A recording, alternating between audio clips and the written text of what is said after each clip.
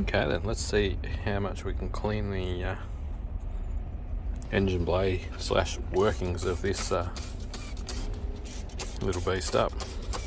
So I've got here Super Cheap branded workshop ready degreaser. I'm going to use that in the engine bay because that doesn't attack rubber as much, so I can leave it on there for a lot longer.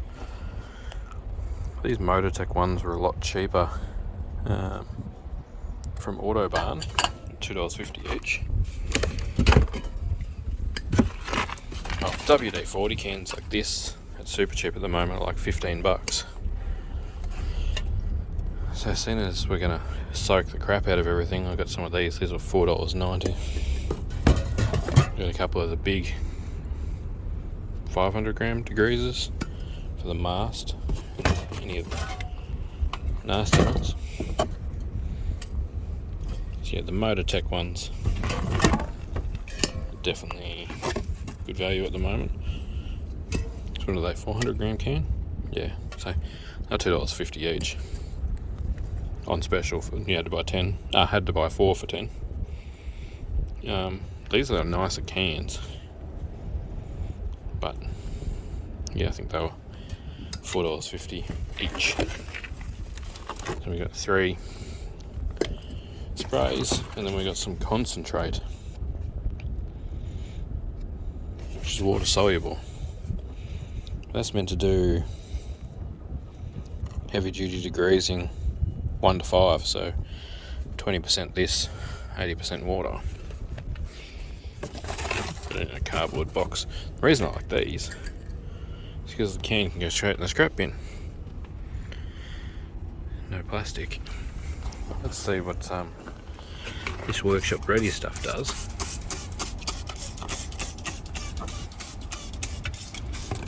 Start to see what we're kind of working with.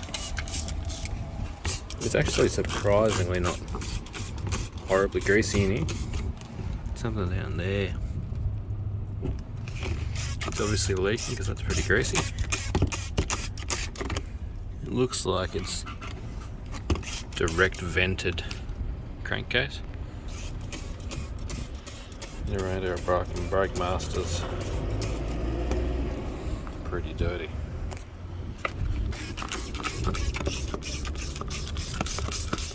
Something a lot of people probably don't think about is you should start with the highest thing that you're going to degrease. Degrease that. Let the runoff do a little bit of work on its way through. Get some kind of value for money out of your product. Oh, it's definitely doing something.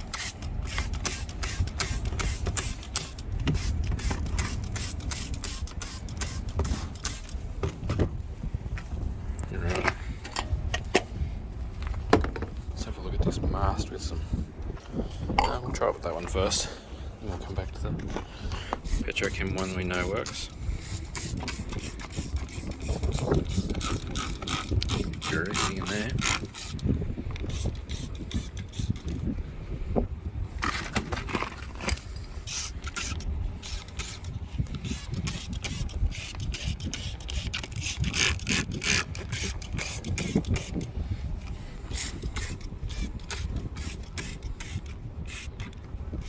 Yeah, some greasy stuff falling off. Let's get that masked with the Petrochem one now though.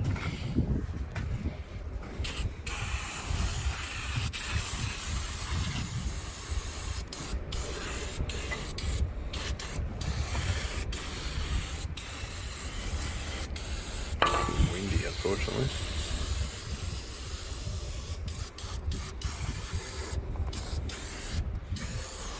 Same thing, spray from the top.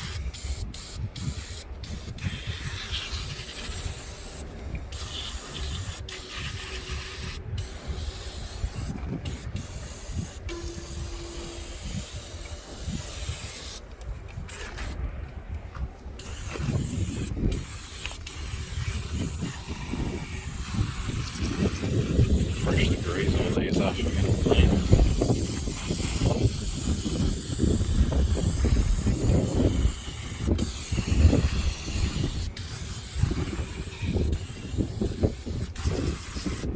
really wanted an electric fork, but I was having a hard time finding anything. Forklifts down here are like gold in Tasmania, to the point where I'm nearly considering bringing them over here from Melbourne and reselling them. That's not much of an expensive commodity. As soon as they pop up, they're sold. I didn't even see this one before I told the bloke that I wanted it. I told him I'll take it unseen. Even offered to wire him the money, because I had missed out on probably 7 or 8 machines by the time this one came around. I think this is going to clean up in here pretty nice.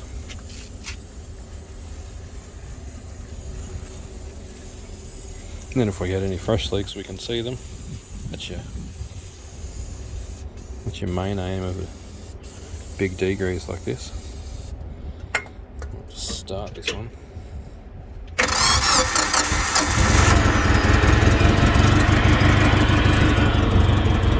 Gas system doesn't leak at all.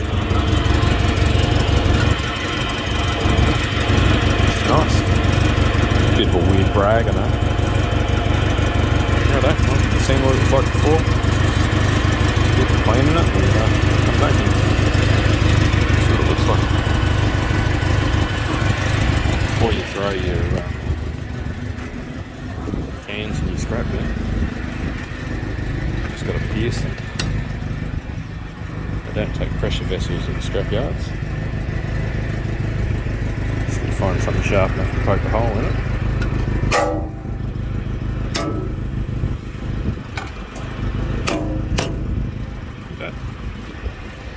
And it also reduces its volume in the scrap bin. Oh, that's just glass. Still using this great handpiece for the interchangeable nozzles for this kind of stuff. It's just the best.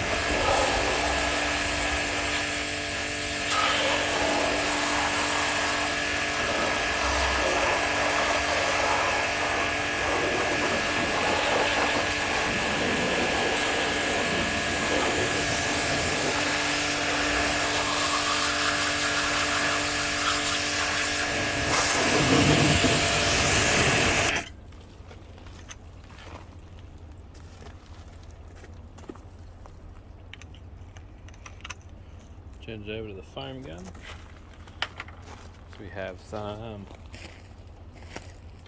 degreasing concentrate from Super Cheap. It's a bunch cheaper than the spray packs.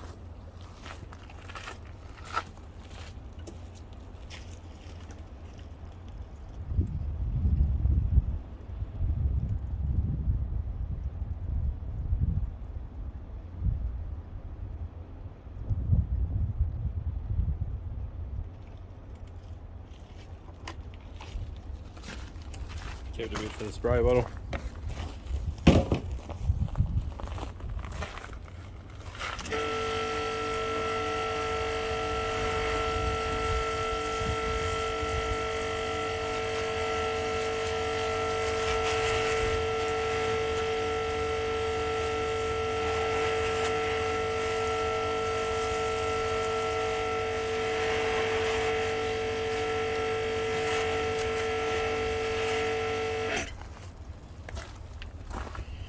Take you with me. So it really pays to do the radiators.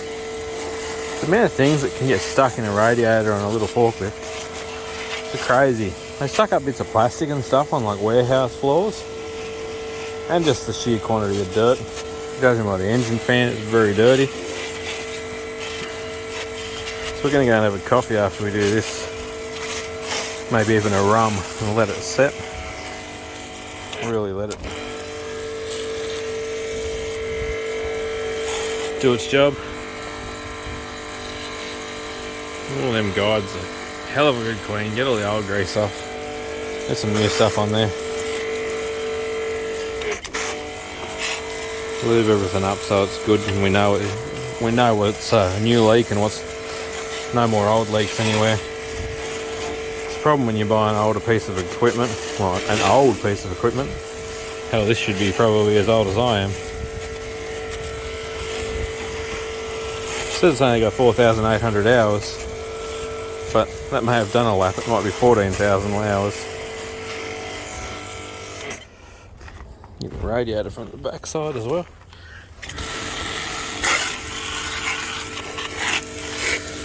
All around the hydraulic pump. If something goes wrong and you're using it, you need to fix it in a hurry and you don't have time to do the diagnosis work, well, you kind of need to figure it out relatively quick. It'd be alright if you had all day and a service bay that had hoists and lifts and stuff.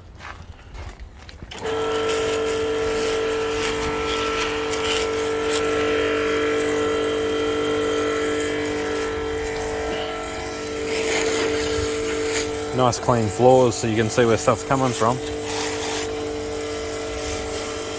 But my temporary shed here is only a dirt floor, gravel floor, not dirt, but yeah. It's a bit harder to track down problems. Where I am, I want to build a massive one, like 400 square metre one, but that's going to require a bit of saving and a lot of YouTube videos for ad revenue to make that dream happen. You never know. About all of our degrees of sauce in there. Sometimes you hear the machine suck. Last bit in there. Break that up so that when I get that 0 degree tip back in, you can really blast all that rubbish off. Alright. Make all my nice pink gravel go black. But we need to see what we're working with. Alright. We're using the Ryobi still. Probably remember the videos about that. Good pressure cleaner. I reckon I'm going to do similar to what they've done with the front. I'll try and get some bigger bands and widen those back wheels out. But once we get this driveway whacker-legged down, it should be okay. I had to drag it up here with the Jeep, and from about there onwards it was fine. I whacker plated all of this, but the plate's only about a 50 mil compaction. A leg should do 300 mil of compaction, a trench leg. So yeah, let these bubbles do their thing and come back, hose it off for a bit of a final reveal. We'll hit it with the 0 degree nozzle and see what we see when we get it clean. 0 degrees in that cool handheld unit.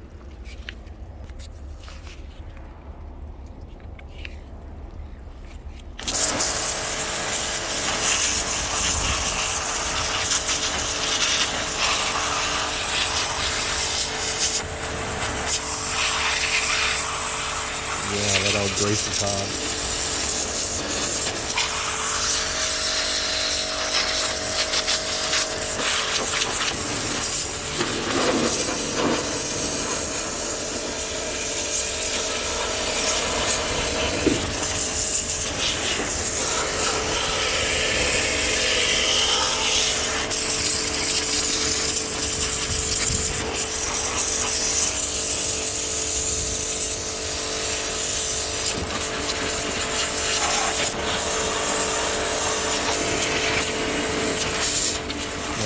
press pony for a while.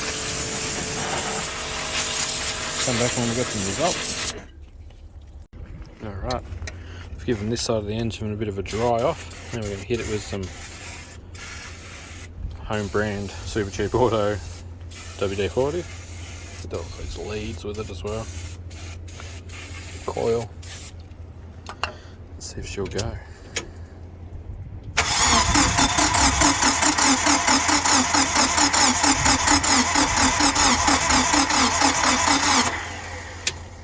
I need to chuck a bit of extra power on it. Doesn't want to go. Oh, she didn't want to fire. It's okay. Shut everything off, let it dry out, and come back to it either later tonight under lights or whatever. Put that battery back on the repair charger thing, I reckon. See if that can come back to life.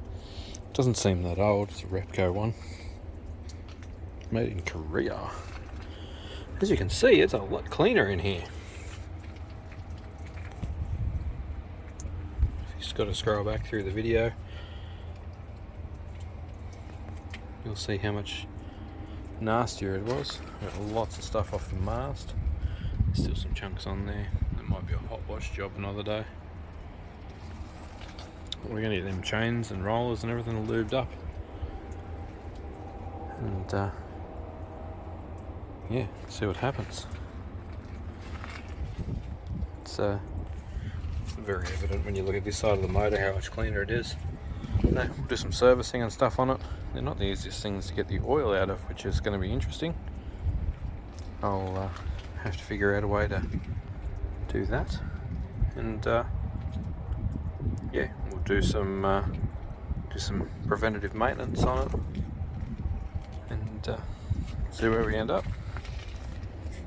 Should be a good thing. Thanks for watching. More videos on the little FG25 coming. It's going to really help our scrap business, and yeah, just the general picking up and putting down of stuff.